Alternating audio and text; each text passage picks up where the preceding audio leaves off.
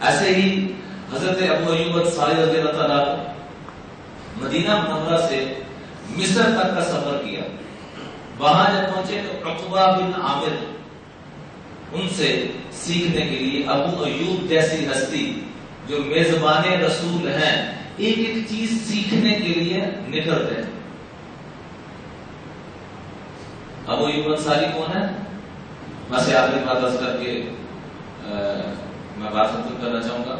تو ابو ایوب انصاری جو حضور کے میزبان کتنا کچھ سیکھا ہوگا، اس کے باوجود پتہ لگا کہ فلاں آدمی کے پاس ایک حدیث ہے، وہاں سے نکلے اللہ مدینہ منورہ کو چھوڑ کے جا رہے ہیں مصر تک، اور وہاں جا کے کہا کہ مجھے پتہ لگا کہ آپ نے ایک حدیث روایت کی ہے، وہ آپ نے حضور سے سنا، میں آپ سے سننے کے لیے حاضر ہوں.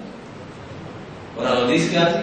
من علم من اخیہ سیئۃ، جس بھائی کو علم ہو جائے اپنے بھائی کے بارے میں کہ یہ غلطی کر رہا ہے، فسترھا علیہ، اور اس پہ پردہ ڈال دے. اس پہ کیا ڈال دے؟ جو کہ ہم آج سے نیت کرتے ہیں. اور انشاءاللہ دیکھو ٹکے کیا ہے،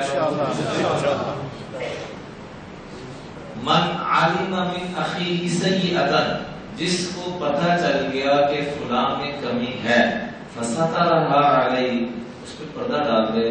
ستر اللہ علیہ یوم القیامہ، اللہ کل قیامت کے دن بھی اور دنیا میں بھی اس کے سارے عیبوں پہ پردہ ڈال دے. سنت ہے.